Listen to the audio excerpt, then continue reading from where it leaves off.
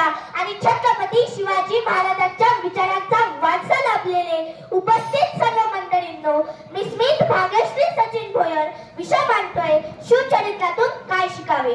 मला माहित आहे इथे जिजामाता साध्या वेशात आहे. शिवचरित्राची गाथा माझ्या खिशात आहे. भगवा रक्त माझ्या नसात आहे. म्हणूनच शिव महाराज माझ्या आचारात आहे. म्हणूनच शिव महाराज माझ्या विचारात आहे.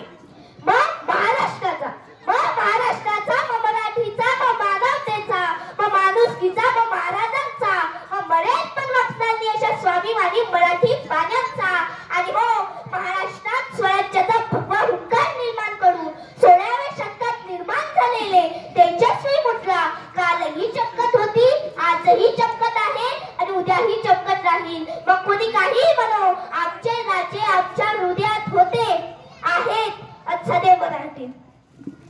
शिवचरित्र म्हणजे काय? शिवचरित्र म्हणजे विचाराची खाण. शिवचरित्र म्हणजे ज्ञानाची जाण. शिवचरित्र म्हणजे ज्ञानावर मात. शिवचरित्र म्हणजे मानवतेची साथ. शिवचरित्र म्हणजे मानवतेची साथ. शिवचरित्रातून काय शिकावे? शिवचरित्रातून संस्कार, मानवता, पराक्रम, थोड्या मोठ्यांचा आदर, स्त्रियांचा सन्मान आणि शिवचरित्रातून विपरीत परिस्थितीशी दोन हात करण्याचा धाडस या बाबी शिकाव्यात. शिवचरित्रातून काय शिकावे? माझ्या शुभात राजांना पहा, जिथे मस्तक नतमस्तक झाल्याशिवाय राहत नाही अशा राष्ट्रमाता राजमाता जिजाऊ यांच्या सुसंस्काराच्या मुशीतून मराठी स्वाभिमानी स्वराज्याचे निर्माण केले. 18 पगड जातीचे, 12 बरुद्दारांचे, शेतकऱ्याच्या स्त्रियाच्या आदर असणाऱ्या या सुसंस्काराची पायाभरणी मा जिजाऊंनी आपल्या शुभात केल्याचा पदोपदी अनुभव येतो. मुघलशाही, आदिलशाही, निजामशाही हिचं ताकदीची खाण आहे, तर छत्रपती शिवाजी महाराज बुद्धी, युक्ती आणि धर्माची जाण आहे. बुद्धी, युक्ती आणि धर्माची जाण आहे.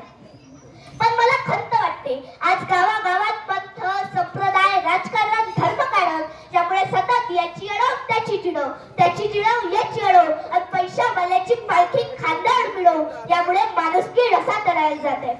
शेतकरी अजूनही भयग्रस्त आहे. तरुण पिढी निर्जीवित व्यस्त आहे. राजकारणात गुवाहाटी पॅटर्न जबरदस्त आहे. समाज अंधश्रद्धेने ग्रस्त आहे. पण मरण मात्र एकदम स्वस्त आहे. मरण मात्र एकदम स्वस्त आहे.